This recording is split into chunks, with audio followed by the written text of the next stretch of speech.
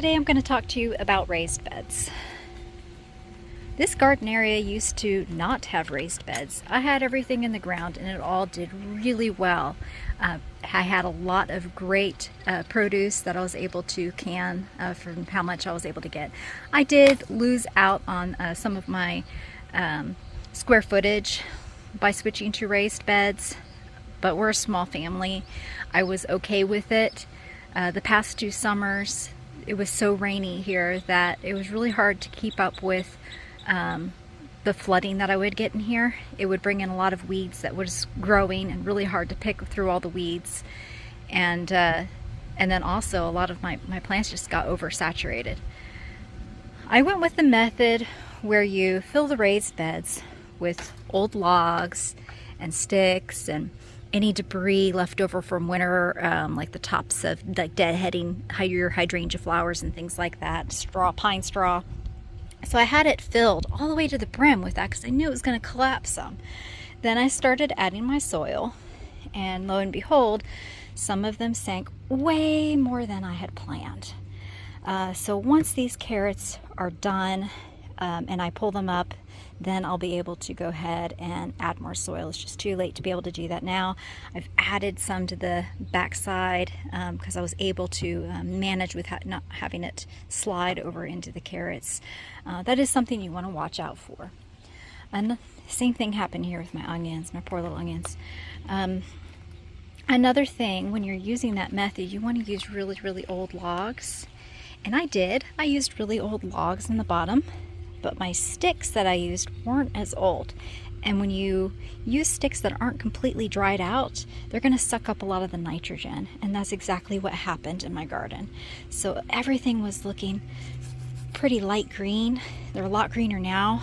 What I ended up doing to correct the nitrogen is I took some blood meal and I just sprinkled it on top of the soil. I didn't mix it with water. I'm a lazy gardener. The easiest way, rather than mixing it with water, is just put it on the topsoil, sprinklers come on, and it waters it into the bed. It's just easier that way. And of course it works, because this thing used to be like down here stunted because, again, I planted it too early. And in addition to that, the nitrogen needed to be fixed. Here's actually some of that blood meal right there. I mean, you can go like that if you want to really kind of get it in there, but again, the water is going to take care of it and put it back into the soil. Another way of fixing the nitrogen is doing cover crops. So over winter, I plan on putting some flowers in here, some pansies, and then when the pansies die, you just take them and you turn them into the soil and let them decompose in the soil. I am going to put a vermicompost in here. I have another video that I will be posting on my vermicompost that I do have right here and tell you how I built it and how it's working out. So I'll share that with you soon.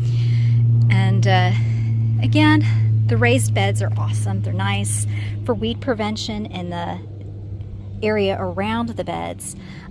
You can do cypress mulch. It's pretty cheap to use cypress mulch, but really cedar, it smells so much better and it repels a lot more bugs that you don't really want. And I did put some fabric down, and you can tell that it's kind of thin. Everything adds up. So to be cost efficient, I go and I look for the bags that are open to where they're just $1, but they're mostly full. And then I grab one of those bags and then just bring it in here and put it in the areas that needs it. So you don't have to go crazy and get it all at once. You already have your fabric down, and just kind of do it as you can. And eventually you'll fill up your area with your mulch. I like to do my sprinkler system. I'm going to be doing another video on my sprinkler system that I made. By having the sprinklers inside the beds, it helps to prevent any overspray. That way it also prevents the mulch from getting that nasty smelling dog slime fungus that it's prone to get. And so I'm hoping to alleviate some of that. I mean, it'll get wet from rainwater, but by it not having that extra moisture from the sprinkler system, then that will certainly help prevent that fungus from growing. Another good thing, if you do have some areas where you see maybe a little bit of fungus, you could try and scoop it out, or you could put cinnamon. Cinnamon's really good antifungal that you can sprinkle on anything. So again, my raised beds, I absolutely love them. Again, the issue would be making sure your sticks are old, adding in nitrogen with blood meal and fish emulsion. And for fish emulsion, you can use a little sprayer. You just put your fish emulsion in the little sprayer, mix it with water and spray it.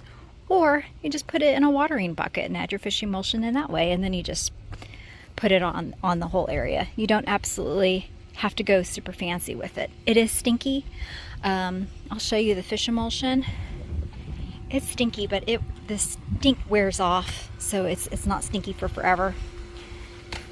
Okay, and give it a good shake. So this is all it is. Just give it a good shake. Pour a little bit in your bucket, add some water. It'll foam up a little bit. And then you just start pouring it everywhere. And you could pour it on the leaves and everything. Try and do it like in the morning would be best for anything whenever you're adding water. And that's just awesome to help bring your nitrogen back up that's been depleted from those logs. And they need it too. For instance, like this is grass, technically a grass, your corn.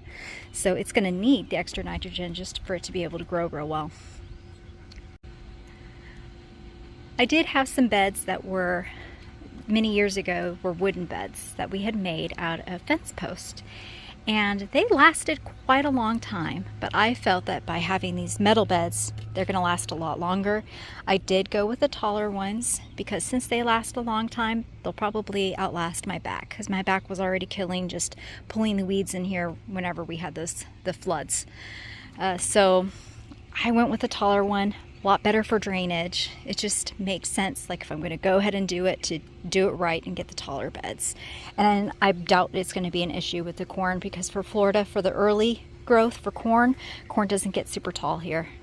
So I think it's not going to be an issue. And any of the plants that I get that are climbing, that I don't have it to where they're super tall. I mean, you can get the cattle panels that go from one side to the next and just have them beautifully hanging down. I just can't do that right now, but I think that this will be just perfectly fine. The bug condominium, I'm going to do a video on that and tell you all about our little bug condominium.